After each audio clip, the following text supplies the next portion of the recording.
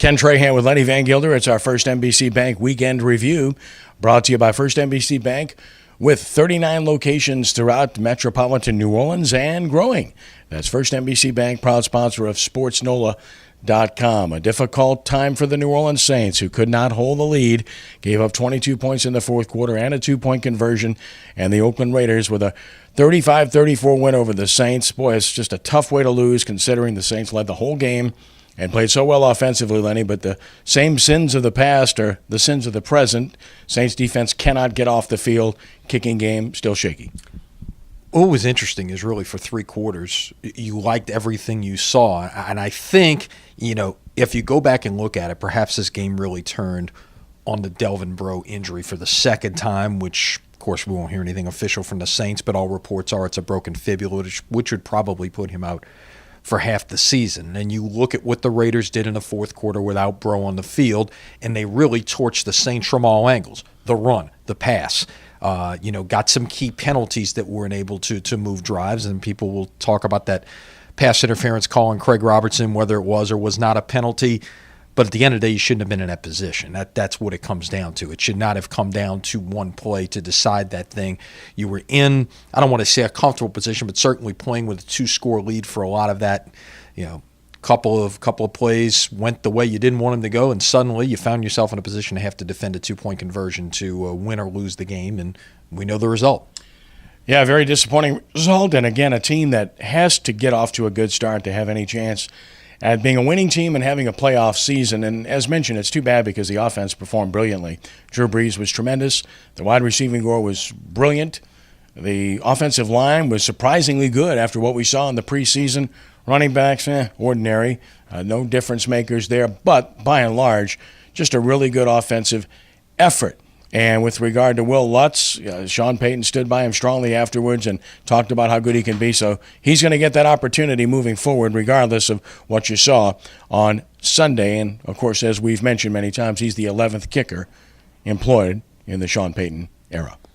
Yeah, that's a revolving door. But, look, I would have thought, first of all, I think if either one of the other two kickers that were in camp are there, you're probably not trying that 61-yard field goal and you're throwing a Hail Mary, because I don't think either one of those guys could make that. And obviously they like Lutz's leg and what he brings there. And I thought he did a nice job on kickoffs as well, working to kind of drop that ball in there right between the end zone and the 5-yard line with good hang time. For the most part, the Saints were able to keep the Raiders inside the 25 on kickoffs. The thing that concerns me is that low kick on that 20-yard field goal, which is another discussion whether they should have even tried the field goal at that point as opposed to going for it on 4th and goal from the 2. Well, we can sit there and Monday morning quarterback this thing like crazy, but the bottom line is, Denny Green said it, your record is what you say you are, and the Saints are. It was actually, I guess, Herm Edwards. One of those coaches. The Saints are 0-1. That's the bottom line, and have to now turn the page and get ready for the New York Giants. All right, Tulane got its home opener and got a win and scored 66 against Southern, a team they're supposed to beat, but style points matter. The points, they set records. They did a lot of things good in this game and got well before a good crowd because Southern brings fans, and that's a good thing. So a good start at home for the Tulane era under Willie Fritz. Yeah, I think all things considered, that is what you wanted to see.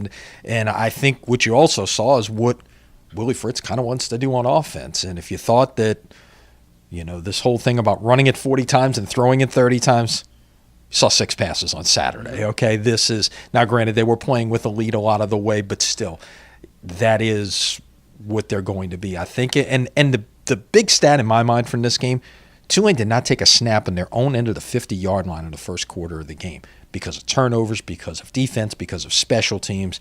They had great field position, and, sometimes they never even got the ball on offense because Barry Nickerson, former West Jeff standout, had a 96-yard pick six. Sherman Beatty, who was the conference player of the week on special teams, had a kickoff return for a touchdown. So it was well into the second quarter before Tulane took a snap on their end of the 50-yard line. And it gets much tougher this week with Navy, a 2-0 team and a good team coming into Yeoman Stadium. LSU got the win they're supposed to get, like Tulane, against Jacksonville State, a tougher opponent, but still one that LSU was easily better than, and they showed it on the field. The score wasn't demonstrative, but of course the story of the game was Brandon Harris being pulled, Danny Etling being inserted, LSU proceeding to score bam, bam, bam when he comes in the game. The second half sputtered a bit, but certainly you could see the difference in terms of the team and how it reacted, and sometimes you just need a different voice.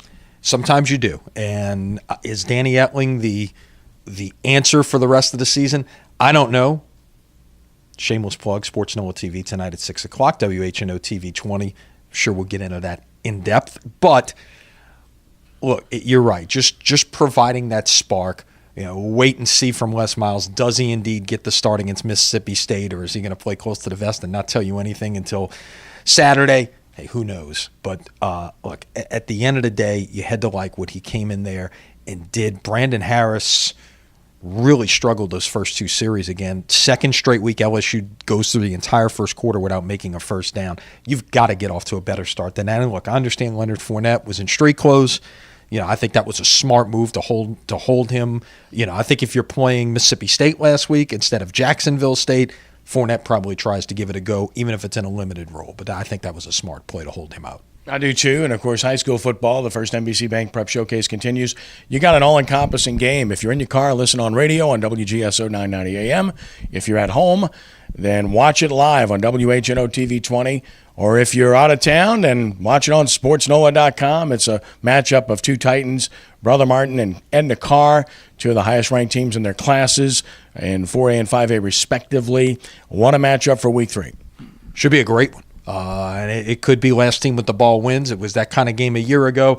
It could be that kind of game again, although both teams, I think, are a little bit better on the defensive side of the ball, particularly the Crusaders, who held a very good St. Stanislaus offense to 7 points last Friday night at Tad Gormley. And they'll have their hands full against a very good Edna Carr team this week. Looking forward to that one, certainly. And check out our SportsNOLA top 10s of the week in all 5 classifications. I'm sure you'll enjoy that as well. Full coverage of prep at SportsNOLA.com. Lenny, thanks and have a great week. All right, we'll see you later this week. That's our First NBC Bank Weekend Review, brought to you by First NBC Bank with 39 locations throughout Southeast Louisiana and into the Florida Panhandle. That's First NBC Bank, proud sponsor of SportsNOLA.com. He's Lenny. I'm Kenny. Have a great week and God bless you.